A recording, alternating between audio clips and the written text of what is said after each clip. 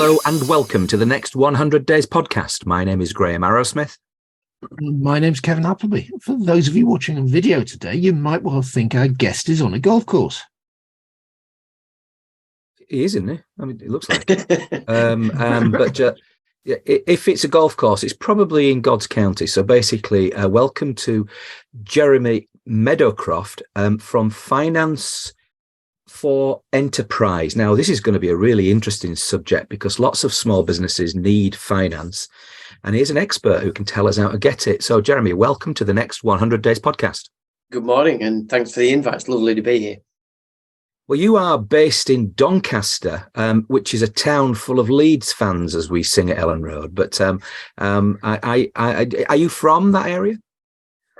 No, our roots are from there some 35 years ago. And funnily enough, we changed our name to try and avoid people thinking we only operate in Doncaster. So we rebranded to Finance for Enterprise, because that's what we do. We provide finance to enterprises of all sorts, but really across the north of England. So I'm actually in West Yorkshire, but we cover this huge geography. So yes. Right. Okay. So you actually do go across the border into Lancashire to help them as well. Well, you see, I've got a Lancastrian passport, so I'm all right. Oh, yeah. Well, that's all we've got time for today on the next one. But no, seriously, your typical kind of client, give us an idea of how they get to a position where they need your services. Yeah, well, that's a great question. And typical customer, the beauty is that we don't have a typical customer. That very much is how people find us. In effect, we're what we call a gap funder, and we lend to people that fall through those gaps. Now, that doesn't mean that there's anything wrong with them necessarily, or that there's anything wrong with their business, but lots of people find accessing finance difficult, not like it used to be, and they don't know what that current landscape looks like. I call this the funding landscape, because it's wide and it's varied, but people don't know what they don't know. So most people 30 years ago would have gone to their bank, and probably 50% still do now. But as you're aware, there's no branches anymore. There's no staff in those branches. There certainly isn't any business managers, and they're really not interested in providing a service to you unless your turnover is above a certain threshold or the secured borrowing. So lots of businesses need to unlock a little bit of capital finance to secure a new contract, to expand, to grow, to take on new staff, open a second unit. And when they then start on that journey to try and find that funding, often they find a series of no's. And I liken it to that game of bagatelle, where the ball bearing gets fired up to the top and you go to the primary lenders and they're not interested. So you go to the secondary lenders, and somewhere, for some reason, they say no. And then you fall through to and before you know it, you say, nobody will help me. And we very much come in to say, okay, well, let's have a look at your business. Let's have a look at you. Let's have a look at the opportunity and see if we can provide that funding. That's very much what we do. So the funding that you've got, and on your website, it indicates that over the last, 5 years, you've lent in the region of £137 million. Now, that's some going, and it might be more or less than that. But basically, the point is, it's a substantial amount of money. Where do you get your money from? Primarily, we're central government funded, right? But we're what's called a CDFI. Now, not many people have heard of those. And yesterday, I was talking to a large group of accountants to explain to them. There are currently around about 28 CDFIs in the country, and they stand for a Community Development Financial Institution. And think of it as a conduit. In other words, government says, look, these businesses that cannot access this funding are contributing to Britain's economy through corporation tax, PAYE, VAT. They're buying from other businesses, so they're benefiting the supply chain, and they're creating and protecting jobs. So they're deserving, right? But if they can't get the funding, then we'll provide it. But we don't know how to lend. So they give it to a CDFI like us, who is a non-profit organisation, who is staffed with ex-bank managers like me, all with grey hair, with all 40, 50-year-olds, who have been lending money the old way, which is talking to human beings, listening to them, understanding exactly what the opportunity is that they want, and saying, Yeah, I think we can help. So a lot of our money is government funding, but would you believe we get it from a number of other sources and another funds, or even banks give us money to say, will we go and lend that money to the businesses that they don't want to? So a number of different sources. The primary one would be something you might. Jeremy, is there so if the bank lent you a little bit of money, and presumably it's not, it's mostly government, then they're lower down. But if they do, they're as you've already indicated, they're quite self focused, and therefore they will probably want something back from you. So what do you give them back? So we'll give them a rate of interest. When you say banks, most people will think of the high street banks, but there's a bank called Triodos Bank who fund charities and fund lenders like us. There is an organisation called the Good Finance Organisation, which takes all the all the dormant bank accounts from high street banks and says, what can we do with this money? How can we lend this out? Well, we know that CDFIs lend for social impact. We know that they create jobs, and they know that they lend to people who contribute to the economy. So let's give that fund to them to lend out. That's another fund we have. Right. Then we'll have other people who will sit on large amounts of credit balances, but they want to return. So they will come to us and say, we don't want to lend it out commercially. We want to lend it out to somebody that's creating good. So if we give it to you, we only want, say, 5% back, and you can charge what you like on it. But we want that. And then we're taking our corporate social responsibilities that we're using that money for good. So a lot of different funds like that come to us because we're a non-profit CDFI. That sounds like a really good deal, Kevin. I don't know about you. I mean, we haven't quite heard the rub here. I mean, we go to Jeremy and we say, brilliant new idea within this business, going to create a few jobs, etc., ticking all the boxes, save a few jobs maybe. But I need, I don't know, 25,000 quid. What kind of rate? I mean, on the commercial market, I'd be paying a fairly handsome rate of return. In your world, is it a lower rate of return because you have to get through a lot more hurdles, or how does it work? So in effect, one of the main reasons why people can't access funding is because they lack security. Right. So the banks really primarily only lend secured now. And so subsequently, if you don't lack security, you're going to be declined. That's got no reflection that your business is failing. So there's lots of genuine businesses that need that access, but maybe don't have security. So we're talking about unsecured rates. So what would you think an unsecured loan would be at? I would have thought you're going to be certainly above 10%, probably nearer 15. Okay. And if you've got a credit card in your pocket, you're paying anywhere between 15 and 20% sort of thing. So our lending, our lending is in those teens. But because we take time to listen and talk to the applicant, assess them in the old school way, we can almost price accordingly and go, well, we like this one a little bit high. So traditionally, it was generally between sort of 12 and 16%. We're currently lending through the last of the COVID loans, which is the Recovery Loan Guarantee Scheme from the government. Now, this isn't a pot of money. This is just a guarantee. But one of the conditions of that is it cannot exceed 15%. So we're lending at around about 14.4 on those loans. So that means then somebody's got 100,000 quid. They've got to pay back within that period of a year. Well, sorry, let me go back again. How long do they keep the money, and over what period do they pay you back? And it's if it's 14%, it's 14% per annum on the amount that's owed. Presumably that's how it works. So like all loans, we're FCA regulated, we're responsible finance organisations, and we don't want to penalise people for success. We want them to lend at a fair price, and currently we're being told we're cheaper than most in the market, and that's because we get our money for a long time, sort of 5-year money, and subsequently we're still lending it. We haven't priced in increases that everybody else is suffering at the minute. So subsequently we will lend over a term that makes it feasible, affordable, and that's one of the assessments that we do. So I'm not going to lend over 6 months or 1 year. I'm going to lend over 3, 4, 5 years to make it affordable. But because we're a non-profit organization, we don't charge early redemption charges. So if you take a 5-year loan out and manage to repay it after 2, brilliant, great success. You've only paid 3 years worth of interest. And what we do is we recycle money very well. So every day customers are repaying our money. And remember, we're not taking a penny of profit from that. We're not paying any shareholders or directors. So what do we do with that? Well, we've got to lend it out again. So money can be recycled a number of times. So if a government gives us 10 million 5 years ago, we can probably lend about 50 million on the back of that, because we'll probably lend it out a number of times. And remember, we've been doing this for 35 years. Yeah. So you appear to know what you're doing, Jeremy. I mean, is it something that's a bit of a surprise to Kevin that Jeremy really knows what he's doing? No surprise at all that Jeremy knows what he's doing. What's a surprise to Kevin is that this is a form of finance that Kevin wasn't really aware of. And we've looked at finance on the podcast before, and we've looked at asset-based loans, working capital-based loans,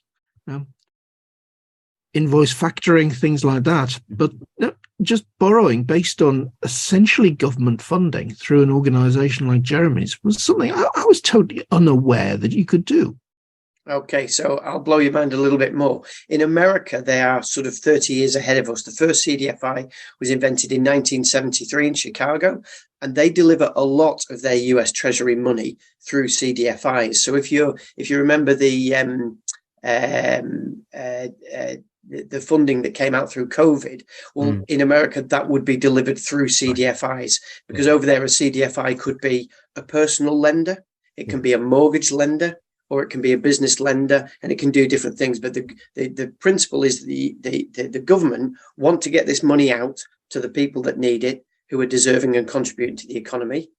They don't know how to make those good decisions, so they need an organisation that's reputable, hopefully is non-profit, and can deliver that. In the UK, they were invented in around about 1984. So we started in 1985 under John Major. There were about 50. Some of them haven't been successful, so the numbers have reduced. And there's currently about 29 across the UK who are, as I say, accessing funding from lots of different sources, able to deliver it to those people who cannot access mainstream funding. We're not here to compete. We're not here to compete with the banks. We're not here to do secured lending. We're lending to the gaps, because those are the people who wouldn't otherwise be able to contribute to the economy. I was talking to somebody the other day. I was talking to somebody, a charity, and I just mentioned the word safety net. And as it was brought up, my dad sort of instilled in me that, whatever your politics and all the rest of that, there's always a place for somebody to catch those people who are falling. And in a way, is it a little bit like that? But it's kind of you mentioned gap, and that they're otherwise they'll fall through the gap, and probably their businesses will be damaged, or maybe go out of business, and people's jobs go, which is not a good thing for the government. Absolutely, because if somebody's unemployed, they're draining from the state, they're taking unemployment benefit, etc. And if they're in work, they're contributing. So if we're all contributing, then the wheels of the economy are oiled, and that's what our funding very, very much does. And our measures are a social impact report. So typically each year we lend around about 15 million, but here's the rub: the 15 million that's lent to the businesses, those businesses in turn contribute 80.1 million back to the British economy. Plus, and last set of impact report, it was 1,200 jobs were either created or protected from otherwise at risk. So if there are annual stats, you can see why governments say, brilliant, there's another 10 million, go and do it again. So what we don't do is we don't lend to just move debt around, because that doesn't create any growth. We don't lend money to people who are going to buy a big dirty diesel machine that's going to put 10 people out of a job. So you can see how we're assessing each business on its contribution to the British economy and saying you're deserving, the individuals are deserving, and we want to help you. Yeah, I mean, it must be, as a former banker, it must be quite a nice place to be, a place that you can sleep at night when you're actually helping people. But in particular, that you're actually helping people who are delivering a big return for the economy. And is that return measured in the period in which you're lending? So in other words, I think you were saying 15 million gets you 80. I mean, effectively, that what you're actually saying is, because these companies got 15 million, at the end of that loan period, there's 80 million of value that's come as a result of it. Have I got that right? Well, even quicker than that, what we're saying is every year we can measure the benefit of what the funding has done. So if a business doubles its turnover, it's probably doubling its corporation tax. It's probably doubling its PAYE or its VAT. So there's a complicated calculation to it. And remember, I'm part of an industry where there's 29 of us, and the UK government measure this through something called the British Business Bank, because the British Business Bank fund us as well. Now, there's a big loan fund called the Northern Powerhouse Investment Fund. You might have heard of it. And one of the part of that, apart from doing transport and road links and rail links, is to give us a slug of that money to lend out. And there's 550 million in that fund, and they've just added another 660 million. We are a fund manager of one of those slices of that fund. Right. And that's everywhere from, Blackpool to Hull, from Berwick down to sort of Sheffield. Yeah. And then there's another fund in the Midlands. So, there are pockets of this funding about, and there is a network of lenders delivering this. And so the measurement is, in every year we produce a social impact report rather than a profit and loss. And they're roundabout, I could look them all up, but I think we did 12 million the year before that, and it produced 75 million pounds from the benefit. This year it was 15 and 80.1. Next year it might be, so, and they're measurable. Are they a consistent level of return across the country? Have you noticed? Yeah. And whether they're consistent or not, should the government be weighting up, this drive to actually help the North compared to the South? The South have, benefits that the North doesn't have, being closer to the metropolis, etc. Although I'm not quite sure that's a benefit. But the point being is that, is this a vehicle for them to actually shift wealth north? Absolutely. That's why it's called the Northern Powerhouse Investment Fund. That's why it's been created. It hasn't just been created recently, but it is very much in line with levelling up. It's about providing real capital for real businesses in the north of England. And as I say, it's geographically non-specific. It's anywhere north of sort of Sheffield. But there is another one in the Midlands called the Midlands Engine Investment Fund. Similarly, there is another one in the southwest. The government have worked out where regions are exposed or underrepresented or underprivileged. And as I said to Kevin earlier, it can be for a number of things. You can have rural deprivation, you can have employment deprivation, you can have financial deprivation. But in these areas where people feel that they're not the big cities, the big London, and they get everything, you need to look outside. And we're here to help and deliver that. And I spend a lot of my time raising awareness of this because, as you said at the start, you didn't know this existed. So, that's two more people that know about it today. So, Jeremy, what sort of business would actually qualify? We've talked about people that have fallen through the gaps, but is this something that's available to the solopreneur who might not be employing somebody? Or do you have to be demonstrating that you're creating a business that's creating jobs? Is it suitable for an online business that probably has very few assets? Is it suitable for, or do you have to be in bricks and mortar situation where you're actually making something or providing a real physical service on the ground? What sort of things is it suited to? Yeah. So if I say sector agnostic, geography agnostic, stage agnostic, by definition, we're lending to the people that other lenders have said, our credit policy says we don't like that sector. We don't like you unless you've been trading 3 years. We don't like you unless you're turning over £1 million.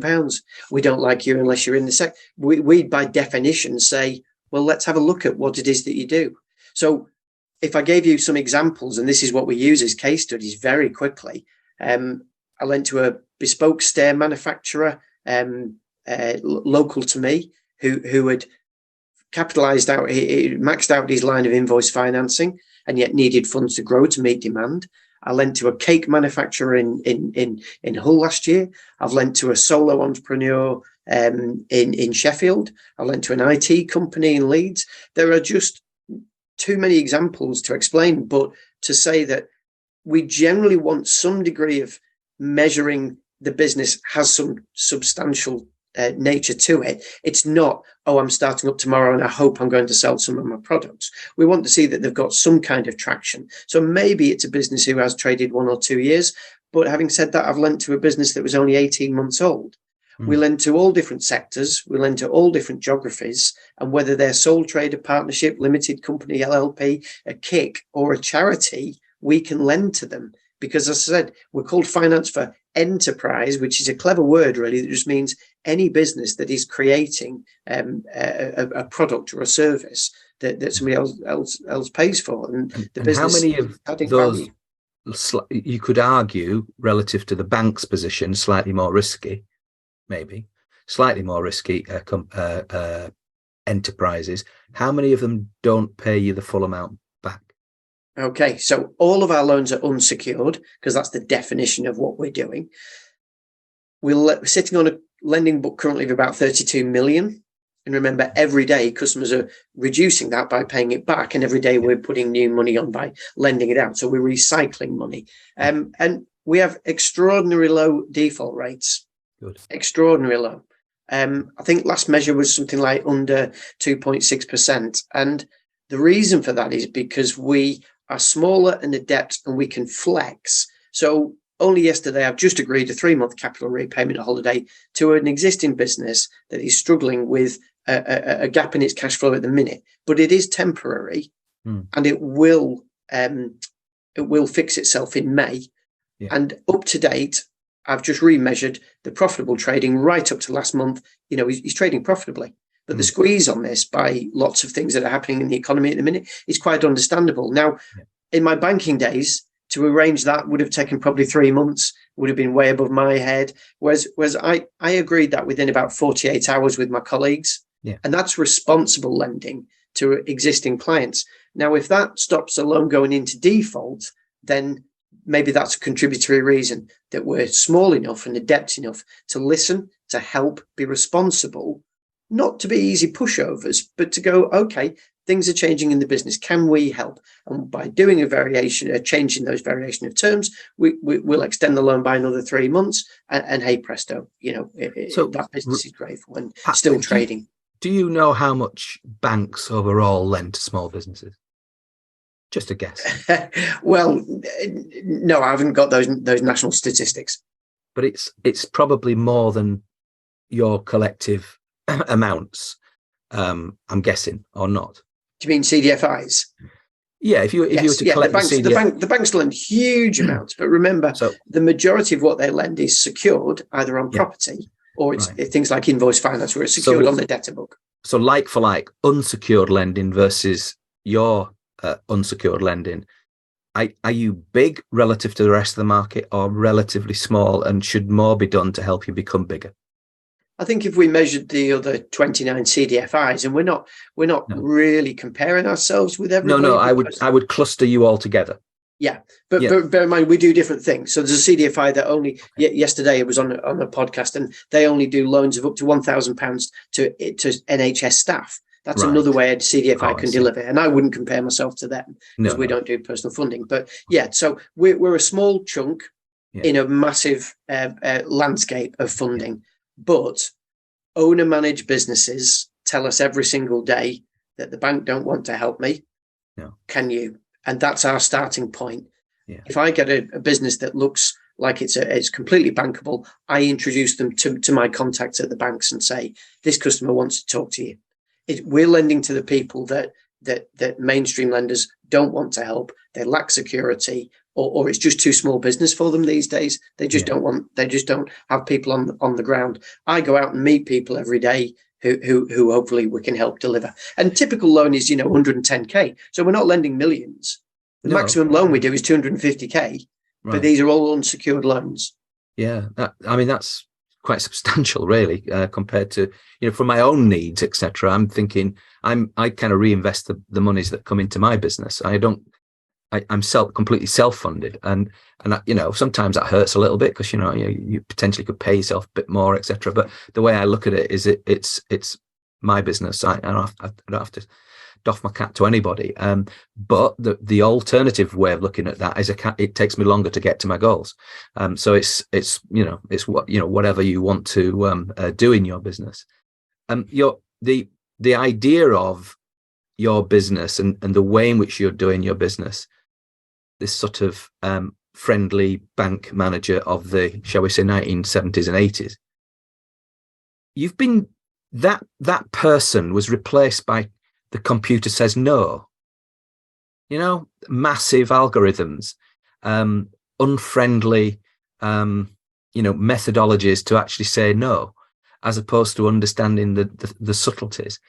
Is it likely and now we've got AI, for goodness sake, an AI with a political slant as well. I mean, it's crazy what Chat GPT comes up with, because effectively, if you put something which is Republican or conservative, don't want to know you. So it's really weird that you would expect not to be the case. So in your case, in terms of business lending, your former roles have been replaced by algorithms and by soulless banks. Do you regret that? Is there something that can be done to sort of change that? Will you eventually be replaced by these soulless technologies? Well, yes, it does upset me, because I had a long career in banking and, started my life at a small branch in outback Australia. And, and I've still got friends from that to this day. And most of my friends are either retired or left banking, or, the world has changed place. The branch I cut my teeth in, there used to be 72 people in that branch, all doing functions, all replaced by streamlining and outsourcing. So, the world, it's a different place. So, no, I don't think it's ever going to go back to that. But the idea that individuals were taught how to lend, had a personal discretion within a credit policy framework, meant that within some discretion, I could look a customer in the eye, shake his hand and say, yes, I can deliver that. Nowadays, the very few people have that discretion anymore, as you say, replaced by AI or computer says no, or credit scoring, and I just don't think the banks are going to change. I wish they would. And there's a need for it, because every customer I go and see, they say the same thing. You're like an old school bank manager. Can we talk to you from now on? And I say, of course you can, and that's what I'm here for. But I have a wide network and I bring in other people and say, you think you need money for that. Actually, I'd argue you don't. I think what you need is you need to have some input from some specialists. Can I introduce you to Graham or Kevin or Julie or, and so it's a lovely way to work like that. So I love what I do because of what I've done in the background. I don't believe I'll be replaced, because by definition, we are here to not use algorithms in our lending decisions. I'd love us to be full of 18-year-old colleagues, but you've got to have done the years worth of lending, of people letting you down, people lying to you, people who are good and solid and truthful all the way through, long relationships, and you support them. And you've got to have those scars to give you the knowledge to be able to say, on balance, I'm afraid this isn't one for us. Or, I think we really do want to help you where somebody else hasn't. So I do think there's a long-term future in this, yes. You've got a 97.4% success rate. That's pretty good going. And I suspect it's a much better level of success than the algorithmic banks. And I don't know what their level of success is, but I suspect not quite as good. Well, the answer to that is in 2008, following the financial crisis, the banks got absolutely, battered and unfairly, in my opinion. It was witch hunting at the worst degree. But one of the things the industry said to banks, well, where do you lose most of your money? And the bank said, but don't forget, we're not losing money. We make profits. We're the biggest contributors tax-wise to the British economy. So we absorb our losses. And they said, never mind that. Where do you lose most of your money? And they said in unsecured business borrowing, i.e. overdrafts. So the FCA said, well, stop it this instant. So the bank said, but what? We absorb those losses. And they had to go through a program. And you ask any business owner, his bank manager was ringing him up and pulling overdraft facilities, pulling unused overdraft facilities, which were probably over generous at times and maybe status driven. But the bank said, we can't provide this level of unsecured borrowing anymore. And that's what they've retracted. And that's why they've removed a lot of staff. And that's why the relationship model has changed hugely. It's partly through regulation. Be careful what you wish for, because the banks have to follow that instruction. And I think that's part of it. So I don't entirely blame the banks. No, it's the regulatory authority in which they operate. But subsequently, that's the gap that people are saying, I wanted to go and see somebody local who I knew and could trust and would have a relationship with, and that doesn't exist anymore. And that's a consequence of that. I don't know about you, Kevin, but it seems to me that if it's the same pot of people effectively saying, well, actually, the FCA, Twin Set and Pearls Brigade, effectively saying to you, actually, we want you to be a little bit more, to do away with all these unsecured loans. And the bank's saying, well, all right, then we'll make a little bit more profit. Well, basically, it's almost if you can't provide unsecured lending, then you're only lending secured. Then what happens to all the people that don't own the premises? Well, what happens to all the non-homeowners? They're just not interesting enough to you. And I think so that's basically not a very good place to be. I love the idea that the banks wanted to protect those unsecured loans, and I suspect their level of failure with them wasn't that bad. Otherwise they'd have probably stopped it of their own accord. Yeah. But the truth of it is that they did stop it, and I think it was possibly bad decision making in the sense that they could have pushed back maybe and actually preserve that level of connection that they should have, and we want them to have with enterprise. And that's not to say that your role isn't important, but you can see how much more of an impact if the banks were more like you and less like, Well, no, I give talks on the funding landscape and the options available, and it will be very easy and will be very nice for me to bash the banks, and I'm not, as an ex-banker. I'm disappointed in where they are now, but I understand that. And what I'm saying is, we're here to do the things they don't do, and I love referring customers back to a contact in a bank that I know and will get a solution, and I'll do that. And we're not here to compete with the banks, but CDFIs are delivering, hundreds of millions of pounds worth of capital to businesses that are contributing to the economy and creating and protecting jobs. And that is worthwhile. And that is why I sleep so soundly at night and love what I do. And I've been in this field for 6 years since I've come out of banking, and I don't really want to go back.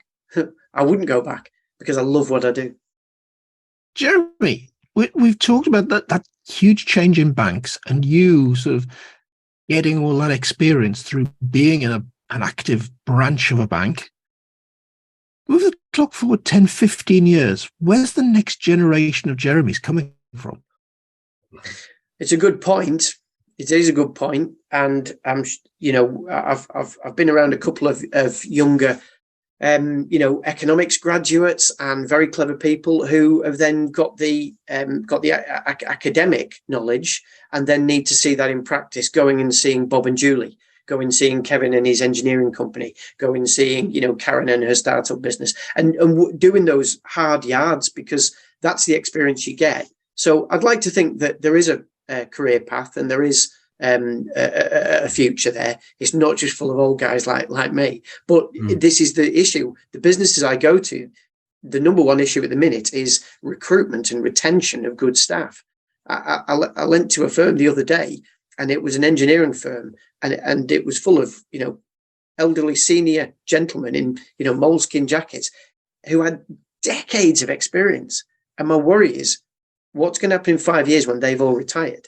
And who are you bringing through to sit with them and say, spend as much time with Graham as you can, spend as much time with Keith as you can, soak it all up, because that experience and that knowledge, is walking out the door at retirement, and we need to keep that in British in British industry, and that's where good people like David Bagley at Leeds City Council is trying to get the apprentices into businesses to see that it's not about greasy oils and dirty workplaces. It's about great, exciting futures for young people, and that's an alternative to the university route. And there's got to be a balance, and hopefully there's a long future for that. You would hope so, because the idea of actually it seems to me that when you go back to when you were in banks, it was about relationships probably first, and then second, the numbers. And I think that's reversed, and the relationships bit has been put in a drawer somewhere. But the whole idea of this is that numbers are always going to be important. You're talking to a bank or a lender, the numbers are going to be important. And that was one of the questions I had in the back of my mind for you, Jeremy. When I rock up to you, and the first time I come along and say, look, here's my plan. It's a sort of business plan of some sort. Do I have to have that before you engage? No, because often a business plan can be a one-pager, or it can be a 72-page boring business plan. I walk people through with that and say, look, how can you communicate succinctly to me what the opportunity or the threat is? And if we do that verbally, then that's face-to-face, that's lovely. But some people want to write it and send it in, and I question it. And that's the beauty of doing what I do from a relationship point of view. It's going and seeing people and listening to the story and asking a few more questions and lifting the lid of something and saying, why does that happen? And what's she doing over there? And, how do you do this? And why do you give people 30 days credit? And how do you get paid? And all those sort of interesting things. So a business plan isn't necessary.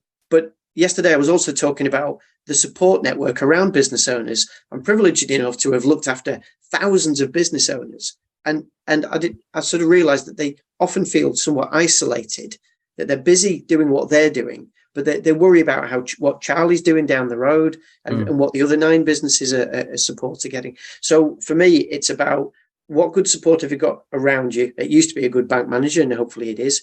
Hopefully is a good accountant, and maybe it is. And maybe somebody who's either a mentor or a father figure or a guide or a co-worker or a fellow director. And it's talking to those people. And it's often those people who come to me and say, my client or my colleague or my relationship could need a bit of help. Can I talk it through with you? And so it's very much doing that. And that's the beauty. That's the great part of my job, really.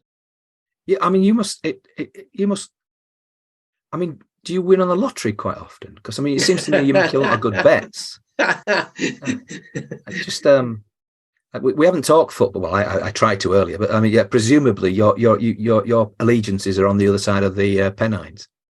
Well, I'll put the timer on now because you've got me on my pet subject, and I'll spend an hour. I'm a football coach, and I've been a football coach for about 16 years. So I've worked for the FA. I've coached, lived and coached in America. I've been a chairman of a grassroots. We've had Jeremy on to talk about finance, Graham. We've made a mistake here.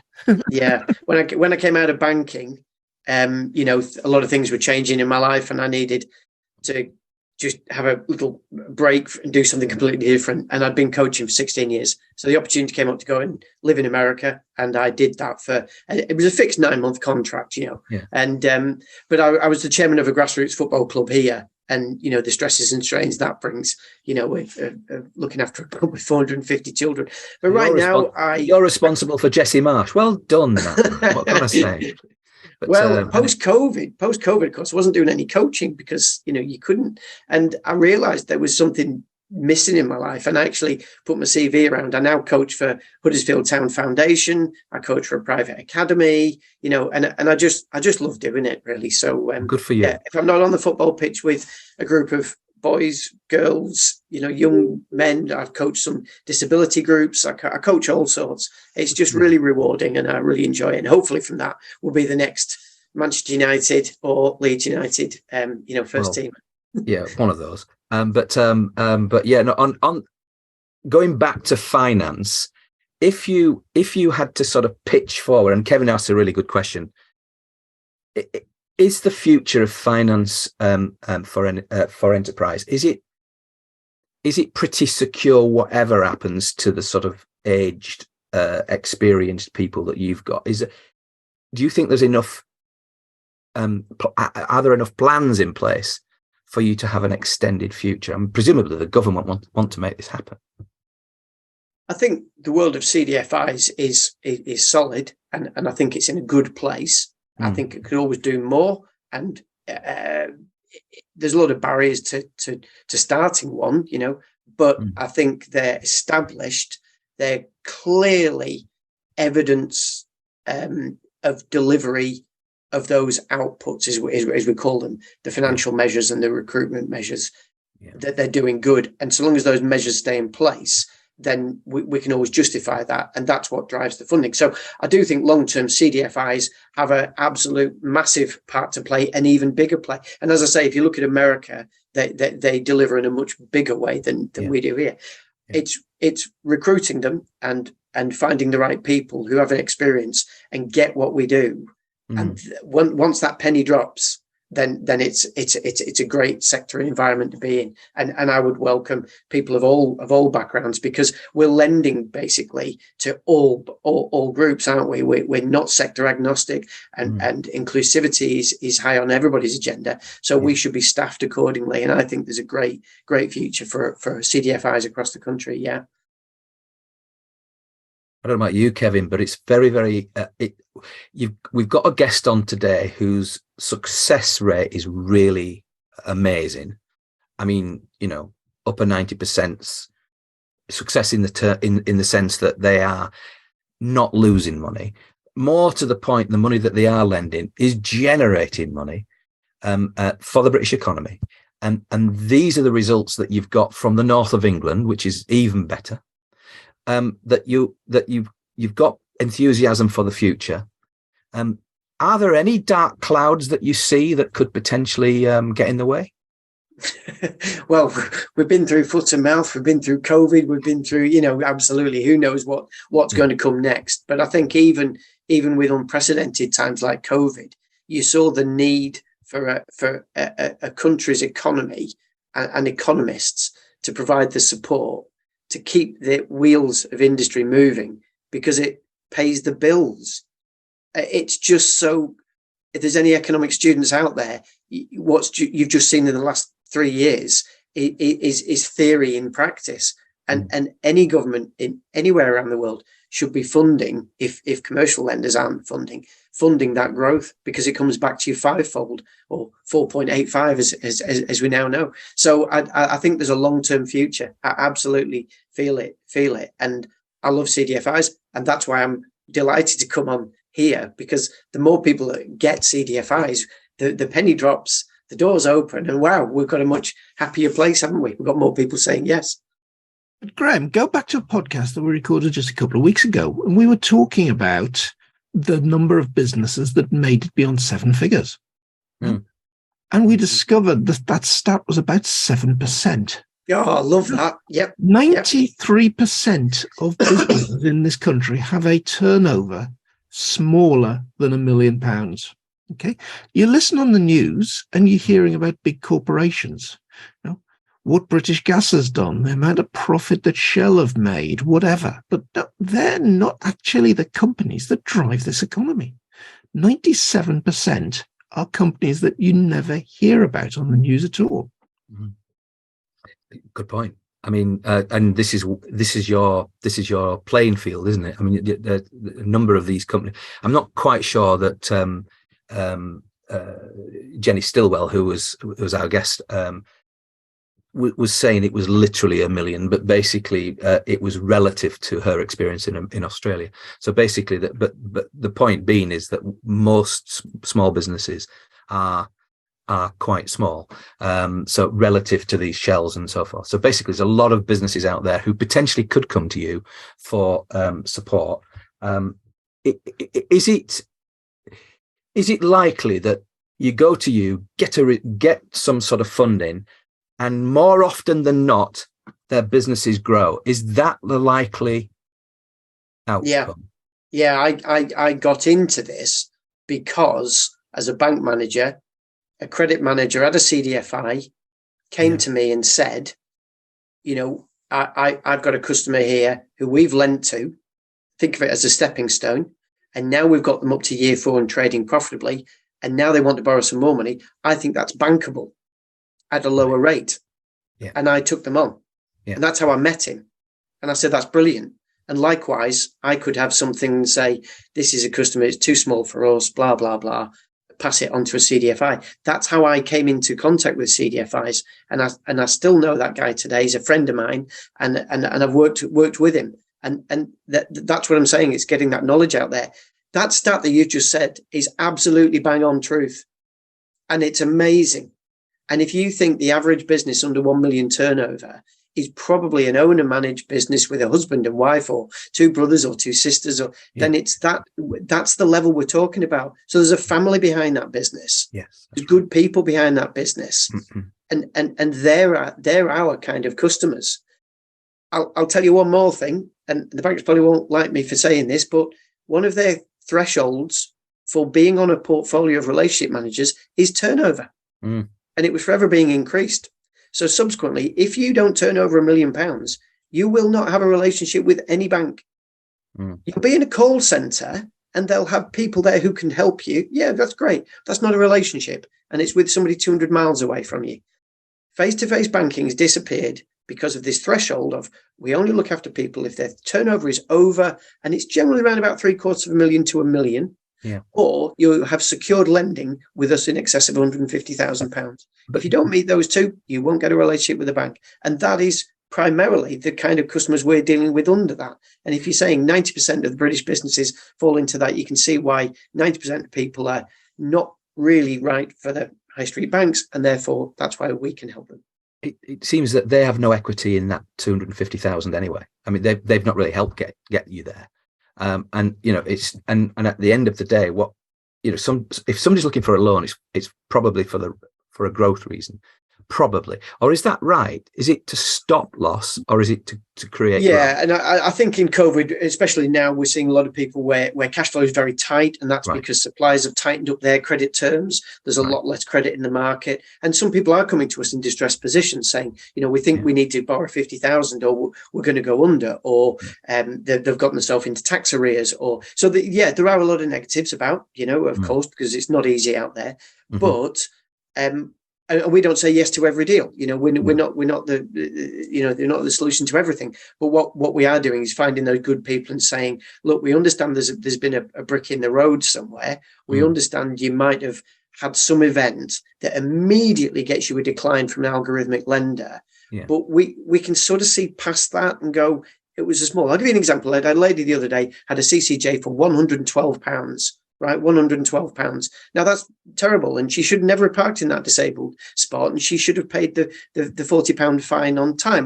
But it didn't. It rolled up, and for whatever reason, what I'm saying is that doesn't really affect the profitability of a business that employs 8 people.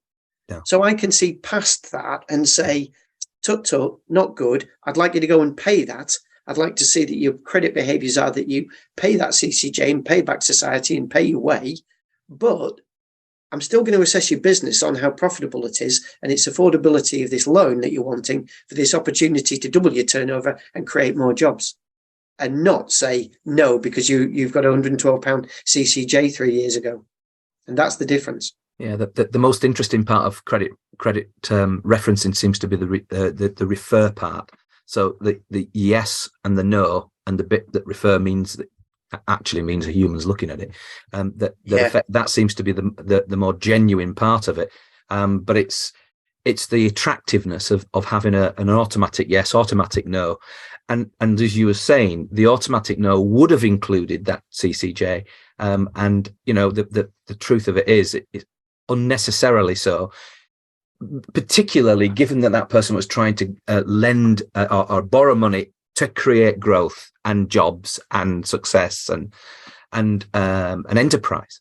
And that's really the lesson that I've learned from today, Kevin. It's been eye-opening, really. Absolutely eye-opening. I think we've learned an awful lot today. And there's a lot of people who will be on that corporate escape journey that could really do with listening to what Jeremy's had to say.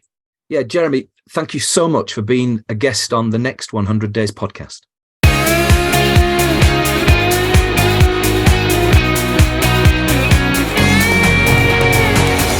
Well, Graham, that is a new sort of finance that I really wasn't aware of. And I think back to, 20 years ago, wife exited corporate. She was exiting education sector and set up her own chiropody practice. Now, at the time, we'd just bought a house. There wasn't any equity in the house we could go and borrow money from. We'd probably spent more building it ourselves than we intended to, so we didn't have a lot of cash lying around. Kids were little. They were a cash drain. We went along to the bank, spoke to a relationship manager in Lloyd's Bank.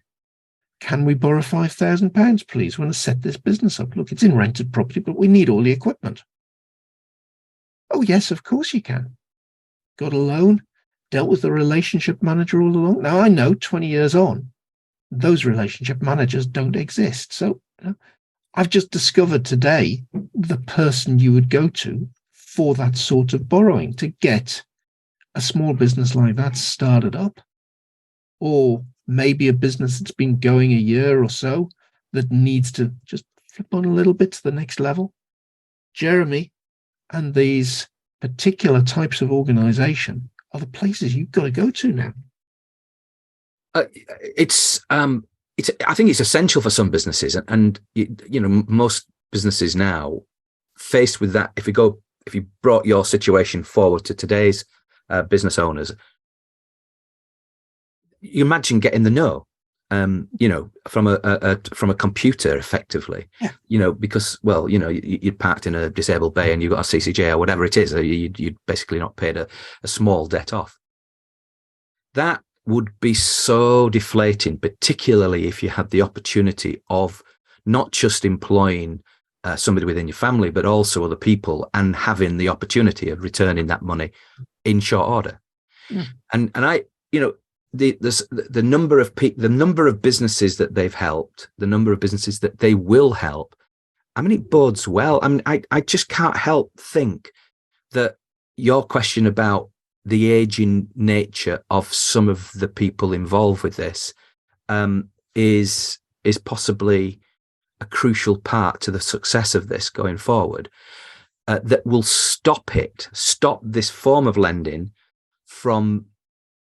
You see, without those kind of people, Kevin, the big worry that I would have is that they will become more like the people that they've kind of replaced. Yeah, but the only thing that I'd say to that is Jeremy did talk about the same model in the United States, and they're 25 years further down the line, and it's working well. So, Jeremy was talking about apprentices coming through into engineering companies where you've got people coming over retirement age and learning. Yeah. The same has to happen in this area of the market. And I'm quite sure they are bringing the next generation through. Yeah. Well, they definitely need to, because it is going to be relationship first, numbers second. But it's been a really fascinating and enjoyable conversation with Jeremy Meadowcroft, and I think he is the embodiment, I think, of that organisation. That you can tell that he cares, you can tell that he's got the experience, you can tell that he's just itching to go and meet the next person he can help. And as he said, sleeps soundly. I wonder how many bankers could potentially claim that sort of day in the life of. I just don't see it. Do you? I mean, it's just not their bag anymore. No, that's it. And I really do like Jeremy's positive approach. His love for life and the job that he's doing. I think we've met a really interesting guest this morning, Graham. We have. And on that note, today I've been Graham Arrowsmith. I've been Kevin Appleby. Goodbye. Goodbye.